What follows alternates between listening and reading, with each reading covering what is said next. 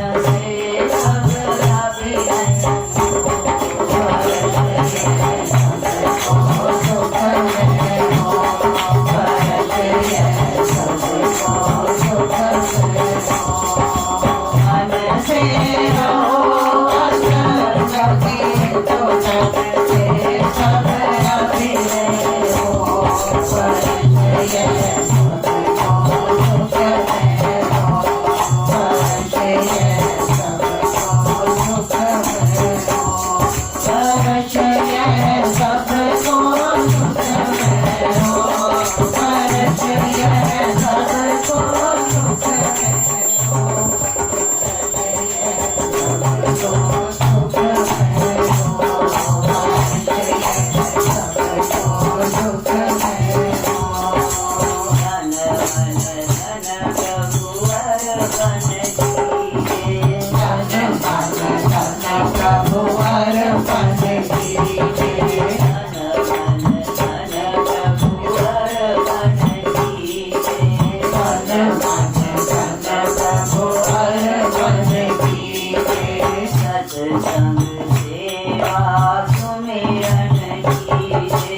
सत्संग सेवा सुमिरन कीजे। सत्संग सेवा सुमिरन कीजे। सत्संग सेवा सुमिरन कीजे। संग में रहो असंग किंतु मन ईश्वर में रहो। ये सबको दुख में हो। ये सबको दुख में हो। ये सबको दुख में हो। ये सबको दुख में हो। तन मन धन प्रभु अर्पण कीजिए। दो दृष्टि से किया जाता है कि हमारे पास तन भी किसका दिया हुआ है? भगवान जी। उन्हीं का मटेरियल है, उन्होंने ही बनाया है और अभी भी हम उन्हीं के दिए मटेरियल को इस्तेमाल करके इसको पालते रहते हैं। तो तन भी प्रभु का और मन भी। तन मन धन प्रभु, और सच पूछो तो धन भी प्रभु का ही दिया हुआ होता है। जन्म के समय पिछले जन्मों में जो हमने पुण्य कर्म धन से किए होंगे, पिछले जन्मों में वो हमारा बैंक में जमा होता है।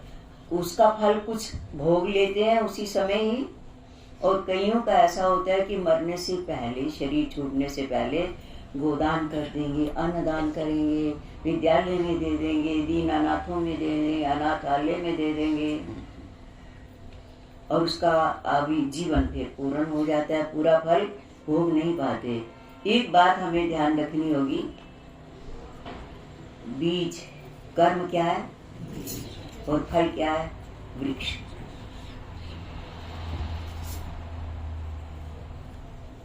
कर्म क्या है? बीज। और फल क्या है? वृक्ष। एक बीज से उसी तरह के हजारों फल निकल आते हैं। हजारों निकले ना निकले, कुछ बीज ऐसे हैं जैसे गेहूं है, मक्की है, चना है, जो पौधे रह जाते हैं, वृक्ष नहीं बन पाते। उसमें भी कम से कम एक बीज से 50 दाने तो निकल आते होंगे सिट्टे वगैरह में।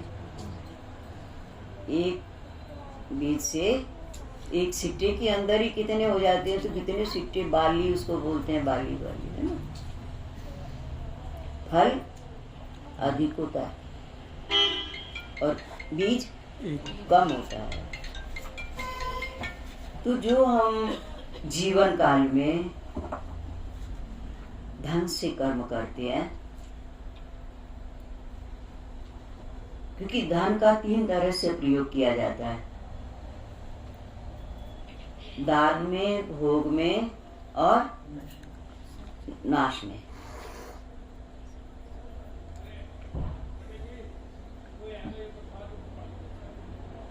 दान, भोग, नाश। जैसे एक नल से पानी बह रहा है और आपने बाल्टी, घड़ा उसके नीचे रख रखा है, वो आप कुछ पौधों में दे देते हो, कोई प्यासे आ गए उनको पिला देते हो, अपने घर में कपड़े धोने, नहाने वगैरह में इस्तेमाल कर लेते हो। किसी के पास कमी है क्या है और उसको जरूरत है, आप कहते हो कोई बात नहीं भैया, एक बाल्टी नहीं 2, 4, 6 बाल्टी भर के ले जाओ, क्या फर्क पड़ता है। और जो उनको दे दिया किसी को, वो क्या हो गया? दान। वो बीज बन गया, वो आपका पानी बीज बन गया।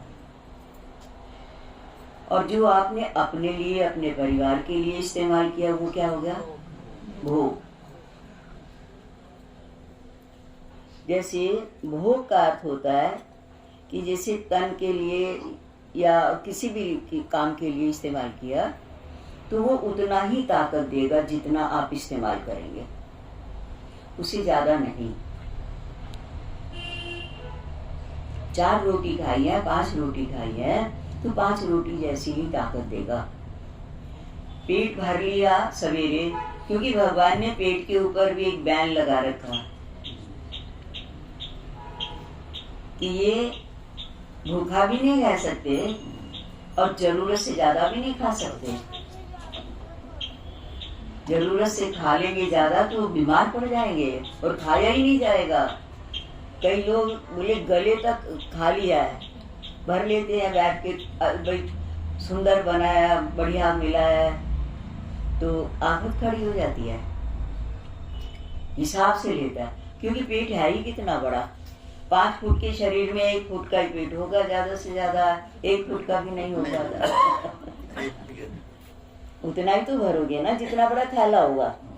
पेट क्या है? थैला है हमारा, और उसमें पानी भी डालना है फिर, क्योंकि अंदर मंथन होता है, खाए हुए भोजन का मंथन होता है। जैसे मुंह में ग्रास डालने के बाद में ग्रास को चबाया जाता है, उसको मंथन बोलते हैं। चबा चबा के उसको पचाते हैं। तो जितना आप चबा सके, परंतु उसके बाद फिर हमारी आंतें, नसनाड़ियां अंदर की उसको फिर महीन करती हैं, बारीक करती हैं, फिर बारीक करती हैं, पीसती हैं। पीस के जैसे आप मिक्सी में जूस निकालते हैं, तो मिक्सी की जो एक अंदर का पुर्जा होता है उसको मथता है। किसको? फल के जो फाड़ियां आपने उसमें डाली, छील के, मान लिया मौसमी है, कुछ भी है, जो भी कुछ है, गन्ना ही है, वो मथती है मशीन, फिर रस निकलता है बाहर। उस रस से फिर वो लीवर में जाता है और वहां उसमें खून की पाचक रस उसमें मिल जाता, व्रत बनाने के पाचक रस उसमें मिल जाते हैं। वो रस फिर खाए हुए भोजन का रस फिर लीवर में जाकर के रक्त धारण कर लेता है, और फिर अंदर की जो नसनाड़ियां हैं, प्राण, अपान, व्यान, उदान, समान, 5 तरह की वायु है हमारे अंदर। प्राण से हम खाते हैं, प्राण वायु से। प्राण, अपान वायु, जल, अन्न जो भी कुछ ग्रहण करते हैं, और अपान वायु से बाहर निकालते हैं। तो प्राण, अपान, व्यान। व्यान वायु क्या करती है? प्राण वायु नासिका से ही मुख से फेफड़ों तक रहती है, और अपान वायु नाभि से मलद्वार तक। जो भोग होता है उसका काम है बाहर निकालने का। यद्यपि प्राण और अपान नासिका के 2 जो छिद्र माने जाते हैं, प्राण वायु तो बाहर ही आ जाती है, नासिका से भी आ जाती है, इसीलिए इसको ईड़ा और पिंगला भी कह देते हैं, और दाएं बाएं स्वर भी कह देते हैं। परंतु बाकी जो मल वगैरह है वो तो फिर नीचे से ही बाहर जाता है। तो वो उसका स्थान कहाँ है? नाभि से मलद्वार तक। और प्राण, अपान, व्यान वायु क्या करती है? जो रस निकला, भोग तो बाहर निकलने की नाली में फेंक दिया गया, डाल दिया गया। वो जो प्राण, अपान, व्यान वायु उसको लीवर की तरफ ले जाती है, रस को, और उसका रक्त बनाती है।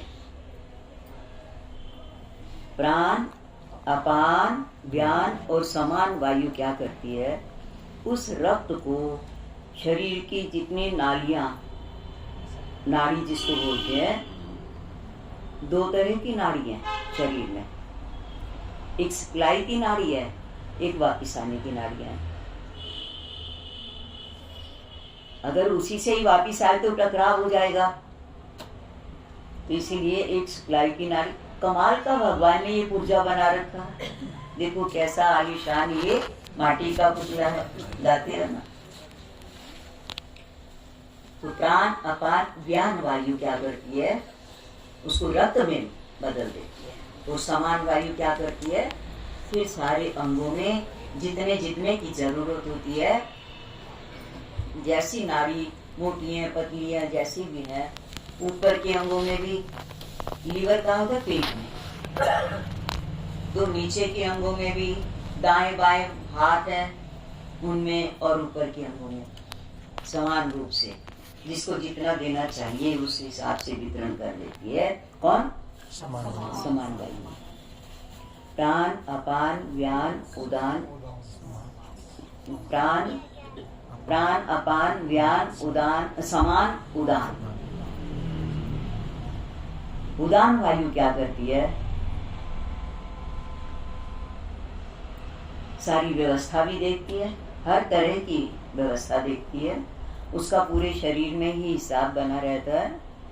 और जिस समय में जीव का प्राणांत होता है, तो वो हिता नाम की नाड़ी है हमारे अंदर एक। जैसे किसी मालिक को घर खाली करना होता है, बदलना होता है, सफर करना होता है, तो वो फिर अपना सारा सामान बटोरना शुरू कर देता है, इकट्ठा करना शुरू कर देता है, और फिर उसको ड्योढ़ी में रख लेता है एक जगह। तो बाहर रखें, फटाफट गाड़ी आएगी उसमें चढ़ा देंगे। तो हिता नाम की नाड़ी,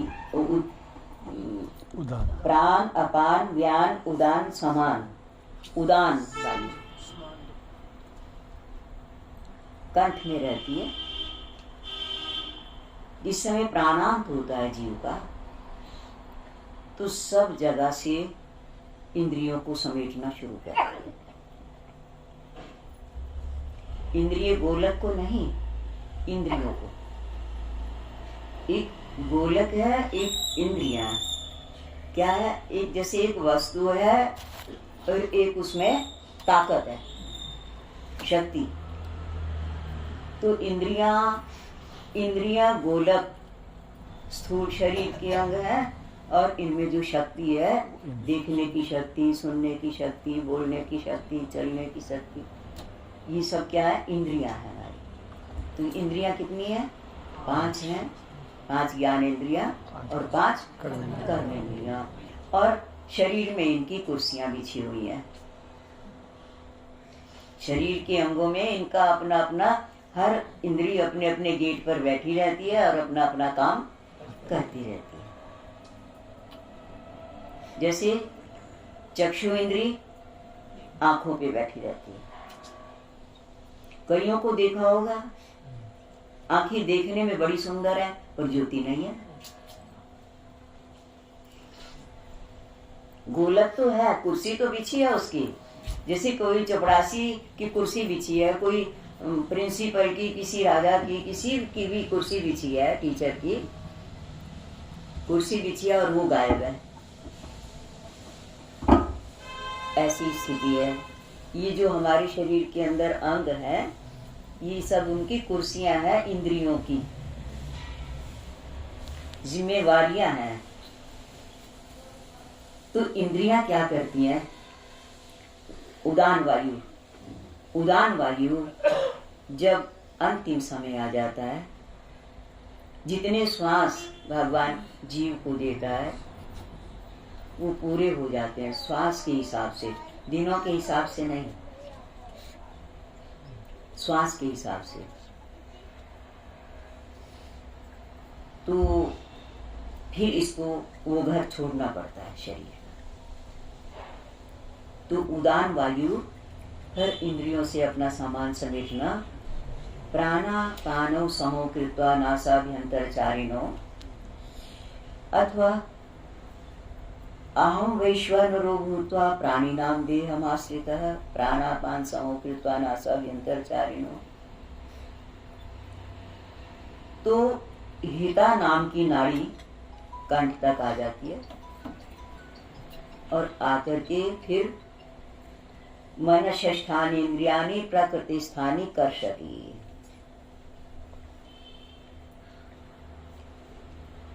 मन षष्ठानि इंद्रियाणि, मन सहित 6 इंद्रियां, 5 इंद्रियां, मन सहित 6 हो गई और इंद्रियां कितनी है? 5। सुनने की इंद्री कान, श्रवण श्रोत, श्रवण सुनने की हो गई और त्वचा स्पर्श के लिए हो जाती है। नेत्र में चक्षु इंद्री का वास होता है। इसी तरह से मुख में रसना का वास होता है, रस इंद्रिय का, और नासिका में घ्राण इंद्रिय का वास होता है। तो इनको और मन, 5 इंद्रियों को मन सहित मन षष्ठानि इंद्रियाणि प्रकृति स्थानी कर्षति, कर्षति मैंने खींचती है, इकट्ठा कर लेती है। ये इसका सामान है ना, ये सामान अगले जन्म में भी तो काम आएगा ना। ये इंद्रियां अगले जन्म में भी साथ ही रहती हैं। ये इंद्रियों के संस्कार साथ रहते हैं, मन के संकल्प साथ जाते हैं शरीर छूटने के बाद भी। मृत्यु हमारे संस्कारों को मिटा नहीं सकती, हमारे मन को धो नहीं सकती। मन षष्ठानि इंद्रियाणि प्रकृति स्थानी कर्षति, और फिर किसी भी द्वार से अपना जीव चला जाता है। फिर कहाँ चला जाता है? बोले जहाँ उसने किसी से उधार दे रखा है या ले रखा है, तन की सेवा ले रखी है, धन की सेवा ले रखी है, और मन से भी किसी के लिए सद्भावनाएं कर रखी हैं, फिर वो जीव वहाँ चला जाता है उनसे लेने के लिए, और अथा जिसका कर्ज ले रखा है उनका भुगतान करने के लिए। ये सब हिसाब किसके पास रहता है? धर्मराज के पास। चित्रगुप्त उनके लेखक हैं, वो लिखते रहते हैं, सबका हिसाब लिखते रहते हैं, सबका खाता। और जैसे कोई किसी से दूध लेता है, खरीदता है, तो कहते हैं भाई अब महीना हो गया, 15 दिन हो गए या 10 दिन हो गए, जैसा उसका बनता होगा कि भाई हमारा हिसाब बना दो, तो वो पहले दिन से गिनना शुरू करेगा और उसकी 30 तारीख 31 तारीख तक गिन देगा। बोले भैया इतना हो गया आपका, ये आपका इतना हिसाब हो गया हर दिन का। चाहे आपने कम लिया तो कम लिखेगा और ज्यादा लिया तो ज्यादा लिखेगा। बेईमान अगर नहीं है दुकान वाला, परंतु यहाँ की तो चलो हिसाब वाले बेईमान हो सकते हैं, नारायण के जो हिसाब करता है ना वो बेईमान नहीं है ना। रत्ती भर भी फर्क नहीं मिलेगा, रत्ती भर। किस इंद्रिय से किसका क्या काम किया, किसके द्वारा किया, किसको किया। फिर वहां धर्मराज के यहाँ जब कौन जीवात्मा जाता है, 5 प्राण भी जाते हैं, प्राण अपान व्यान उदान समान। ये गठड़ी है ना इसकी। जैसे कोई घर नहीं जाता, घर का सामान लेके जाता है, घर शिफ्ट करना होता है, घर शिफ्ट करना होता है, मान लिया नया बनाया या किराए पर है या कुछ है, जैसे भी है, तो घर नहीं उठा के ले जाते, क्या ले जाते हैं? घर का सामान ले जाते हैं। इसी तरह से जीवात्मा अपने घर का सामान ले जाता है समेट के। मन षष्ठानि इंद्रियाणि प्रकृति स्थानी कर्षति। और कहाँ ले जाता है? अपनी इच्छा से नहीं ले जाता। अपनी इच्छा से ले जाता होता तो सब राजाओं के घर में पैदा हो जाते हैं, सेठों के घर में पैदा हो जाते, मनुष्य योनि में ही पैदा होते, पशु पक्षियों की योनियों में जन्म न लेते, क्योंकि उनको पता है पक्षियों को जब हम अपने जीवन में देखते हैं क्या सुख है बेचारों को। शाम होते ही कईयों के घोंसले हैं, कईयों के नहीं है, केवल ठिकाने हैं, रूठते हैं, क्योंकि उनके पास टॉर्च नहीं है, गाड़ी नहीं है और कोई साधन भी नहीं है। रात को दिखना बंद हो जाता है, कुदरत का हिसाब बना हुआ है। कोई जानवर देख पाता है तो देख पाता है, वरना रात को उनको दिखता भी नहीं है। इसीलिए और इकट्ठे चलते हैं, समूह में चलते हैं और उग जा करके अपने ठिकाने पे मुंडेर वगैरह पे बैठ बैठ के अपना रात बिता लेते हैं। बीमारी है तो दवा का कोई साधन नहीं है, सहयोग देने वाले भी कोई नहीं है। अब आपके यहाँ मनुष्य योनि वालों को तो उनके बच्चे सहयोग दे देते हैं, डॉक्टर सहयोग देते हैं, सेठ लोग दानी लोग सहयोग देते हैं, कोई बात नहीं आप इलाज करो, जो खर्चा होगा हम देंगे। परंतु अन्य योनियों में ये सब हिसाब किताब नहीं है, नहीं है।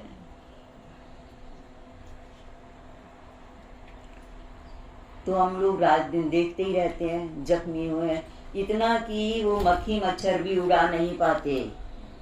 जख्म हो गया, मक्खियां काटती रहती है, मच्छर काटते रहते हैं, नहीं उड़ा सकते। उनके बच्चे उनके पास हैं, वो नहीं उड़ा सकते। हाँ, जो पूंछ वाले जानवर हैं, पूंछ से वो भी जहाँ तक पूंछ जाती है वहां तक उड़ा पाते हैं। डॉक्टर का कोई इंतजाम नहीं है उनके पास, दवाइयों का कोई इंतजाम नहीं है। पाले हुए पशुओं का फिर भी भगवान कृपा कर देते हैं, रहने का, न खाने का, न सोने का। अब उनको भी अच्छा लगता है। आप अगर गाय को देखा होगा, गाय भैंस को अगर आप भूसा डालते हैं तो खाती रहती है, पेट तो भरना, और उसमें हरा चारा भी मिला दें तो शौक से खाती है। और अगर उसमें खल वगैरह का पानी भी मिला दें, आटा भी मिला दें तो और शौक से खाती है। और अगर रोटी देने चले जाओ तो फिर चारा नहीं खाएगी, रोटी खाएगी, लग खाती चली जाएगी। और उसमें गुड़ भी हो तो कहना ही क्या है। स्वाद उनको भी पता है, परंतु साधन ना होने से अपना भूसा खा करके अपना जीवन निर्वाह करते रहते हैं। तो जब देखते हैं कि मनुष्य अन्य योनियों के अंदर न खाने की सुविधा न सोने की सुविधा है। आप लोग गाय के नीचे गोबर हो गया, वो पड़ी है, गोबर नहीं पड़ी है, आप उठा देंगे तरस आ जाएगा, पहुंच देंगे, सूखा कर देंगे तो आ जाएगा। वो भी पाले हुए को करोगे। सबकी गैया तो जो बाहर खेतों में रहती हैं, ओले पड़ रहे हैं, कोई ठिकाना नहीं है, छोटे थारी है, कुत्ते हैं, बिल्ली है। रात को जब आजकल उनके कुत्तों के पास रजाई तो होती नहीं, स्वेटर नहीं होता, घर भी नहीं होता, तो जब उनको ठंड लगती है तो भौंकने शुरू कर देते हैं कि तुम सो रहे हो, हम जाग रहे हैं। हमने उस जन्म में मनुष्य योनि में भजन नहीं किया था, इसीलिए आज हमें साधन नहीं मिले। भजन करो, जागो, इसलिए सोने नहीं देते। हर योनि वाले को अपने कर्म याद रहते हैं, कर्म याद रहते हैं, परंतु भगवान ने उनको बोलने की शक्ति, जीव तो दी है, बोलने का साधन नहीं दिया, इसीलिए वो बता नहीं पाते। तो इसलिए अपने लोग क्या चाहते हैं कि मनुष्य योनि में प्रभु हमें भेजें, जहाँ खाने की भी सुविधा है। गेहूं भगवान ने पैदा कर दिया, अब आप उसका आटा बनाओ, रोटी बनाओ, समोसे बनाओ, पकोड़े बनाओ, पूड़ी बनाओ, जो मर्जी बनाओ, मिठाइयाँ बनाओ, तरह तरह के पकवान बनाओ। ऐसे अंग दे दिए, ऐसा दिमाग दे दिया, ऐसा साधन दे दिया, धन दे दिया। बनाने के साधन खरीद लो, तवा, चकला, बेलन, चूल्हा, गैस, सब मनुष्य के पास सब सुविधाएं, सब सुविधाएं। सर्दी में है तो सर्दी के गर्म कपड़े पहन लो, गर्मी है तो गर्मी के बदल के रख दो, पहन लो। बरसात है तो छतरी लगा लो, मोमजामा पहन लो, नहीं तो गाड़ियों में चलो। ये सब साधन किसके पास है? मनुष्य के पास है ना, सब साधन। तो इसलिए प्राणी, जीवात्मा जब ठाकुर की यहाँ देखते हैं, जाते हैं, ले जाते हैं धर्म के दूत या यम के दूत। अधर्म के दूत यम के दूत है और धर्म के दूत भगवान के दूत है।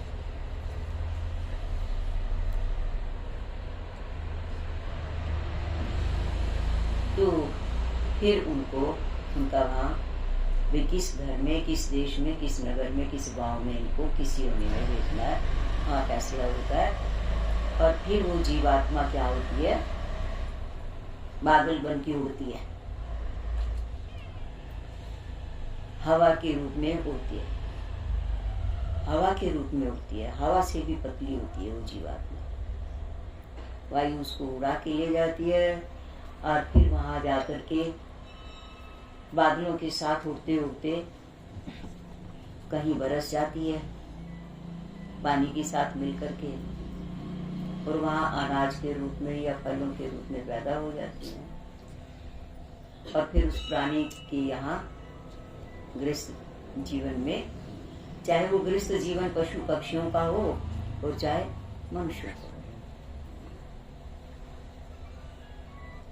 इस तरह से नैनम छिन्नन्ति शस्त्राणि नैनम दहति पावका न चैनम क्रियजन्ते अपो न शोषयति मारुता। जीवात्मा को अग्नि जला नहीं सकती। चूल्हे पर पकाते हैं ना रोटी, उसमें से जो जीवत्व शक्ति है वो खत्म नहीं होती,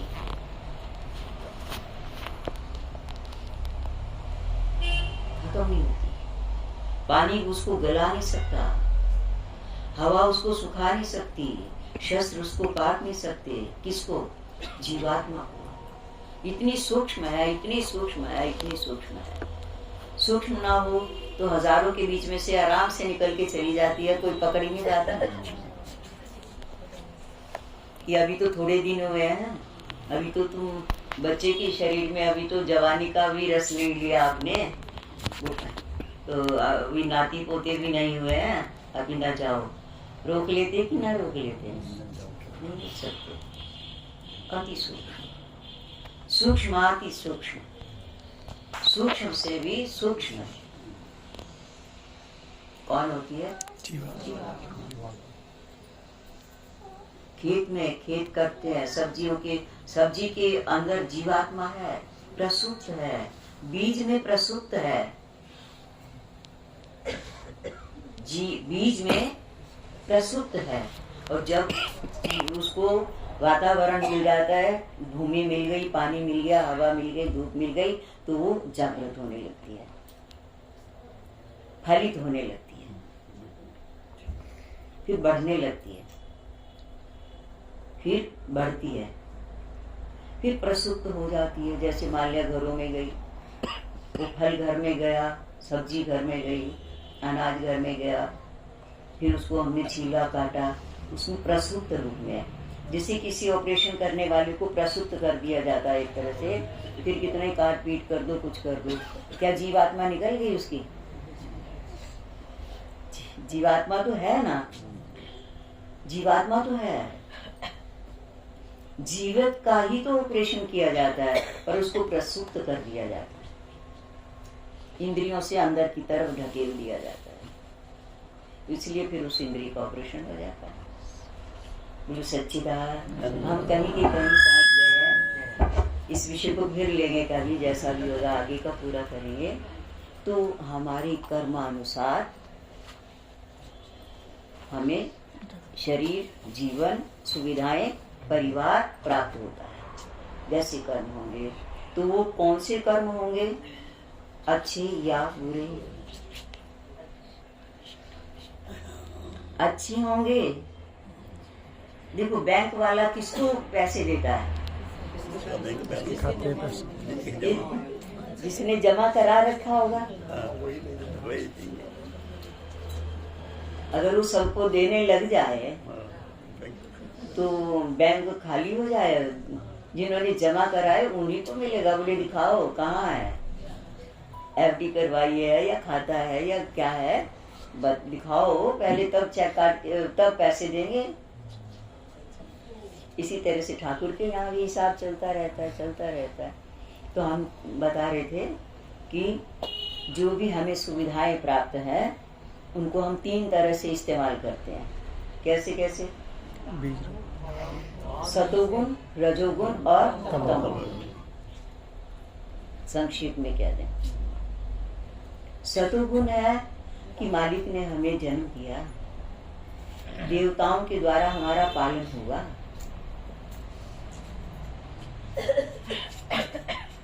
धर्मराज भी चिट्ठा बना के दे देगा कर्मों का। शरीर का निर्णय ब्रह्मा जी करते हैं, नारायण करते हैं, और नारायण जी ब्रह्मा जी को आज्ञा देते हैं कि ऐसा शरीर, ऐसा परिवार, ऐसा इनको सुविधाएं दे दो।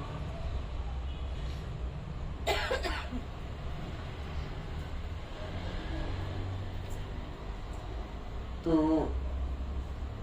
धर्म, अर्थ, सतोगुण, जिनका सतोगुणी है उनको सतोगुणी घर में, परिवारों में जीवन दे देते हैं, सतोगुणी शरीर दे देते हैं। अगर शरीर भी सतोगुणी भी है और रजोगुणी भी है और तमोगुणी भी है। राजाओं के घर में कुत्ते रहते हैं, सेठों के घर गाड़ियों में चलते हैं। एक अपने बिल्ली को देखा है, गाड़ी जा रही थी हमारे आगे, वो उछल कूद कर रही हो, कभी मालिक के कंधे पे चढ़ जाए। हम भी उसकी सीध में गाड़ी चलवा रहे थे, हमने कहा जरा देखें इसे, मौज ले लिया जैसे बच्चे कंधे पे चढ़ते हैं। घरों में लड़ाइयाँ हो जाती हैं कि कुत्ते को दूध नहीं पिलाया, हालांकि वो जानवर है, फिर भी तो सेठ के घर में पुण्य तो किया होगा पर कर्म गलत किया होगा। दान तो देता रहा पर लड़का मरता भी रहता होगा, गाली गलौज करता होगा, मार पिटाई करता होगा। इसीलिए पशुओं ने सुविधाएं दे दी। हर चीज की का हिसाब है ठाकुर के यहाँ, हर चीज। तो सतोगुण और सतोगुण क्या है? जिनसे अपना कोई संबंध नहीं, उनके लिए इस्तेमाल करना अपनी सुविधाओं को। उनकी सुख सुविधाओं के लिए अपनी सुविधाओं को इस्तेमाल करने का नाम क्या है? सतोगुण। जैसे आप अपनी बेटी की शादी करते हैं तो जो बेटी को देंगे ये रजोगुण में आ जाएगा। फर्ज है, आप उसके कर्जदार हैं, आपने उसको जन्म दिया है, जन्म होने में आप निमित्त बने हैं। ये क्या है? फर्ज, कर्तव्य है ये। और किसी गरीब की कन्या की शादी की है, ये क्या है? सतोगुण।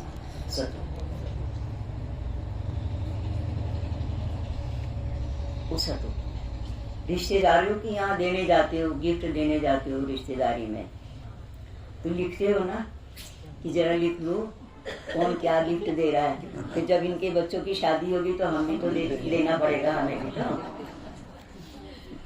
है ना, वो अगला बन रहा है। तो सतोगुण, रजोगुण, तमोगुण। अपने परिवार के लिए भोजन बना रहे हो, खिला रहे हो, लालन पालन कर रहे हो, उनके लिए वस्त्र ला रहे हो, उनके लिए मकान बना रहे हो, उनके लिए गाड़ियां ला रहे हो, ये क्या है? रजोगुण। भोग, इसका दूसरा नाम क्या है? भोग।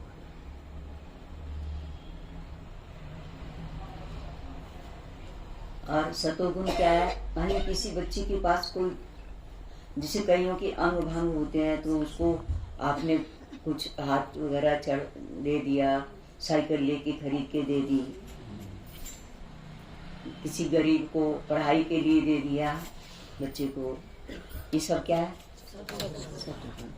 अभी वैसे तो ट्रेंड हो, फैसला कर लो अपने अपने हिसाब से कि जिसका हम बदला नहीं चाहते, जिस कर्म का पर ध्यान रहे, उस कर्म का जो दूसरों को सुख दे रहा। होटल में खाना खा रहे हो तो पैसे दे के खाते हो ना, या होटल में आने वाले जो लोग होते हैं खा के जाते हैं, सब पैसा दे के जाते। होटल वाला ऐसे को नहीं खिलाता जिसके पास पैसे ना हो, देगा क्या? ये रजोगुण ही करना है, अदले बदला, है ना। तो जो व्यवहारिक जीवन है वो कैसा है? रजोगुण। और जिसमें बदले की भावना नहीं है और दूसरों को सुख देने की नियत है, वो क्या है? सतोगुण। और तमोगुणी क्या है? उसने एक गाली दी तो हम 10 ना सुना के आए, तो देखो फिर क्या मजा मिला। एक उसने जरा सा हमारे बच्चे को आंख दिखाई है, अभी उसकी आंख की फोड़ के आते हैं, लड़ मरते हैं दुनिया भर के। तमोगुण। नगर गांवपुर आग लगावई, रावण ने आदेश दिया जब रावण गद्दी पर बैठा, लंका का राजा बना, और राक्षसों को देखा, इतना परिवार को, 1 लाख पूत 1.25 लाख नाती, 30 रावण कर दिया ना बाती। कितना परिवार था? 1 लाख पूत 1.25 लाख नाती, और सेनाएं वगैरह अलग, और उन सबको आदेश दे दिया जो सक्षम थे, ले जाओ। एक अच्छा राजा होता है, वो कहता है देश की रक्षा करो, गली मोहल्ले में पहरा दो,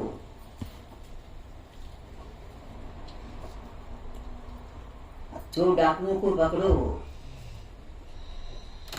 और रावण क्या कहता था? नगर गांवपुर आग लगावई। जहां कहीं भी खूब धन ऐश्वर्य वाला गांव देखो, नगर देखो, आग लगा दो। उन लोग भागेंगे, सामान छोड़ छोड़ के भागेंगे, फिर तुम लूट के ले आना। ये क्या है? तमोगुण। 30 रावण घर दिया न बाती। उसका संस्कार करने वाला भी कोई न रहा, भविष्यन को करना पड़ा। भविष्यन भी क्यों बच गया? राम जी की चरणों में चला गया।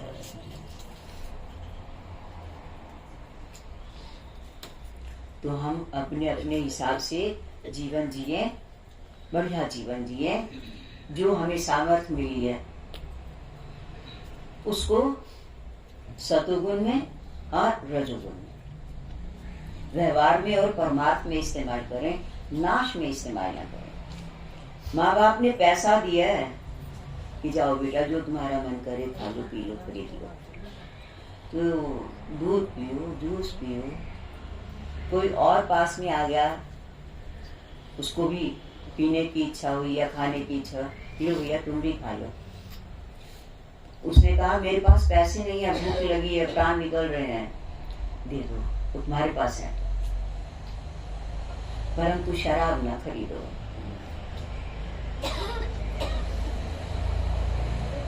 शराब खरीद ली तो न भोग में काम आया, न पुण्य में काम आया, नाश। वो पैसा आपको लौट के नहीं मिलेगा, उतना पैसा आपका कट हो गया। उतनी सामर्थ्य आपकी कट हो गई, और जो आपने भोग में इस्तेमाल किया, भोजन किया, दूध पिया, जूस पिया, वो आपको ताकत देगा, शक्ति देगा। कितनी? जितना पिया। और जो आपने पिलाया किसी को, वो कई गुना। बीज है ना, किसी को पिलाया तो बीज बन गया। एक गिलास आपने जूस पिला दिया, 100 गिलास आपको भगवान देंगे।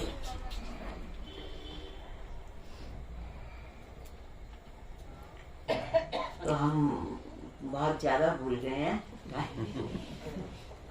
हम ये कहना चाहेंगे, तन मन धन प्रभु अर्पण कीजिए, तन मन धन प्रभु अर्पण कीजिए, सत्संग सेवा सुमिरन कीजिए, सत्संग सेवा सुमिरन कीजिए, संग में रहो असंग किंतु मन ईश्वर में रहो, ये सबको सुख में हो, ये सबको सुख में हो। मन से असंग कैसे रहो, बस इतना ही बता के बंद करेंगे कि भगवान ने हमारी जिम्मेवारियां लगाई हैं। बचपन है तो जो जिनके द्वारा हमारा लालन पालन हो रहा है, तन के द्वारा हो, धन के द्वारा हो रहा है, परिवार के द्वारा, सहयोगी के द्वारा हो, तो हम उनकी आज्ञा का पालन करें। कोई शराबी अपने बच्चे को शराबी नहीं बनाना चाहता, चाहे कैसा भी माँ बाप होगा। बच्चे को तो बढ़िया ही बनाने की कोशिश, अच्छी ही शिक्षा देगा। ये अलग बात है कि उसकी शिक्षा का उस पर असर पड़े या ना पड़े, ये अलग बात है। इसलिए जो अगर बच्चे हैं, छोटी आयु है, तो बड़ों की सेवा भी करें और अपना पढ़ाई लिखाई, जो अपने घर की कुल की मर्यादाएं हैं, और मध्यम जीवन है, यौवन की अवस्था है, तो डबल ड्यूटी हो जाती है, क्योंकि इस समय में शरीर में भी ताकत होती है, बुद्धि भी प्रखर हो जाती है पढ़ाई लिखाई से, धन ऐश्वर्य पर भी अधिकार हो जाता है। तो दो की सेवा जरूर करें। जिन्होंने हमारा लालन पालन किया है, उनके ऋण से इसी जन्म में ऋण हो जाए।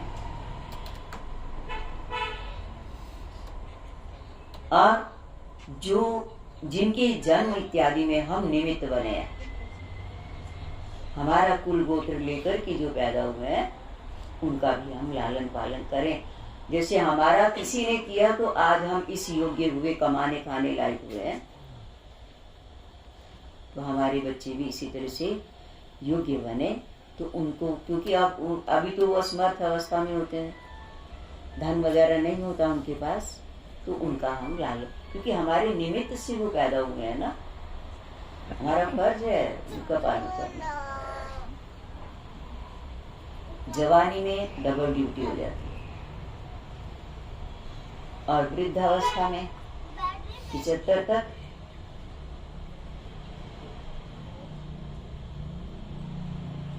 बड़ों की तो रहती है। बच्चे जवान हो गए तो फिर जो अगर बुजुर्ग जीवित हैं तो उनकी सेवा करें और उनकी दुआएं लें। चाहे मुख से दे वो और चाहे हृदय से निकले कि बेटा खूब जियो, फलो फूलो, दुआएं निकलेंगी। और जब बच्चों के आगे बच्चे वगैरह हो जाएं, फिर वो अपने बच्चों को संभालें। और बुजुर्ग मान लिया अपने चले गए हैं तो भगवान के भजन में मन लगाएं, क्योंकि जब तक बच्चे और बच्चों के बच्चे ना हो जाए तब तक निष्काम भजन नहीं हो पाता। ये हो जाता है, जो भजन किया उनके अर्पण कर दिया, अर्पण तो खैर प्रभु के करते हैं कि हे प्रभु इसका फल ये दे दो कि बच्चा पढ़ लिख ले, योग्य बन जाए, होशियार हो जाए, अच्छा कमाने खाने लग जाए। फिर पढ़ाई हो गई, फिर बोली इसकी शादी, फिर जो भजन किया फिर उसकी शादी थी। ये लड़का है तो इसका बिजनेस अच्छा चल जाए, नौकरी लग जाए, साकाम होता है, साकाम। निष्काम नहीं हो पाता। निष्काम भजन कब होगा? जब बच्चे के घर बच्चा हो जाए। फिर ये है कि आप ये जाने, इनका काम जाने। जिस मालिक ने हमें भेजा और यहाँ तक उम्र दे दिया, जीवन दे दिया, फ्री कर दिया एक तरह से, अब हम उस मालिक का धन्यवाद करने के लिए, भविष्य बनाने के लिए भजन करें। फिर सा काम ना करो। कई लोगों को हमने देखा नाती पोते के लिए प्रार्थना करते रहेंगे,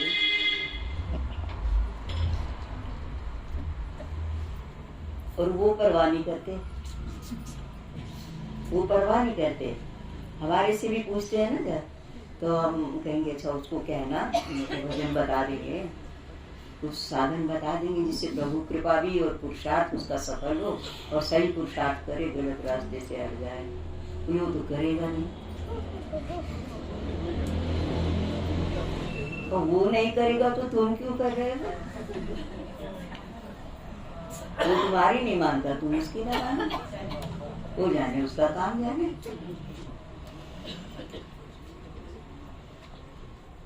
बोलो सच्चिदानंद। हाँ, वानप्रस्थ जीवन में निष्काम भजन की तरफ अपना मन जोड़ देना चाहिए। हाँ, रास्ता पूछे तो जरूर बताओ। हर माँ बाप बच्चे से 20-25 साल बड़ा होता है, तो उसका 20-25 साल का अनुभव बच्चों से ज्यादा होता है। अनुभव ही होते हैं, बच्चे अनुभवी नहीं होते। जवानी में अनुभव हो जाता है, और बुढ़ापे में तो जवानी का भी अनुभव हो जाता है, बचपन का भी। दोनों रास्ते तय कर चुके हैं ना। जैसे कोई यात्री जा रहा है, मंजिल पर जा रहा है, तो देखते हैं जो जा रहा है, तो वो उनसे पूछते हैं कि भाई वहां कैसा है? बोले ऐसा है। फिर आगे कैसे? बोले ऐसे है। इधर से जाके इधर से मुड़ जाना, इधर से जाके इधर से मुड़ जाना। उसको उसको देखा वाला रास्ता है ना, जो अनजाने हैं। तो बच्चे क्या अनजाने एक तरह से। इसलिए वानप्रस्थ जीवन में बच्चों को पूछें, सलाह दें, लें, जरूर दो, अपना अनुभव बताओ, ये आपका फर्ज है। वानप्रस्थ में आखिरी रास्ता, सबसे बढ़िया रास्ता जो माँ बाप बता सकते हैं, वो ज्ञान नहीं बता सकता, या अध्यापक गुरुजन जो बता सकते हैं। तो वानप्रस्थी का है, अब भजन करें, निष्काम भजन की ओर मुड़े और उनको सलाह दें। परंतु तब दें, वो लें तो दो, नहीं तो कहेंगे तुम्हें पता क्या है, तुम्हारे सामने तो लालटेनें थी, मोमबत्तियां थी, साइकिलें थी ज्यादा से ज्यादा, तो तुम क्या जानो? अब तो मशीनों का युग है, कल युग है ना। कल मैंने मशीन नहीं, आटा डाल दो, रोटी बिल भी जाएगी और पक भी जाएगी और बाहर भी निकल आएगी। कल युग है, कल मैंने मशीन, कल का ही तरह मशीन। तो इसलिए और निष्काम भजन की ओर बढ़े, उनके लिए सद्बुद्धि की प्रार्थना करें, अपने परिवार के लिए कि प्रभु इनको सद्बुद्धि दें, अपने चरणों का प्यार दें, इनके हृदय में भी आपकी भक्ति जागृत हो। हनुमान जी को भक्ति अंजना ने दी है। हम रात को माँ अपने पास सुलाती थी हनुमान जी को, और राम जी की कथाएं सुनाती थी, भगवान की लीलाएं सुनाती, प्रभु भक्तों की लीलाएं सुनाती, और हनुमान जी सुनते रहते। माँ को झपकी आ जाती सुनाते सुनाते, फिर हिला के कहते भैया फिर आगे क्या हुआ? फिर आगे क्या हुआ? और सुन सुन करके उनको प्रभु क्या जागृत हो गया। बच्चों को बनाना माँ के हाथ में है, माँ बाप के हाथ में। मिट्टी का खिलौना बनाना कुम्हार के हाथ में है। मिट्टी अपने आप से खिलौना नहीं बनती, जैसे फरमे में डाल दोगे वैसे बन जाएगा। बोलो सच्चिदानंद। मन से रहो असंग किंतु मन ईश्वर में हो, आश्रय सबको सुख में हो, आश्रय सबको सुख में हो। ममता ममता मन से खोवे, ममता ममता मन से खोवे, विषय भोग में प्रीति न होवे, विषय भोग में प्रीति न होवे। विषय भोग मैंने स्वाद, श्रृंगार और मान। असन वसन और वतन की मांग करो। श्रृंगार का समुद्र है, समुद्र है। एक फैशन खत्म नहीं होता, दूसरा आ जाता, तीसरा आ जाता, चौथा। भागते रहो, भागते, कमाते रहो, खरीदते रहो, खाते। बोलो सच्चिदानंद। बरस है सबको सुख में हो, बरस है सबको सुख में हो, बरस है सबको सुख में हो, बरस है सबको सुख में हो, बरस है सबको सुख में हो, बरस है सबको सुख में हो, बरस है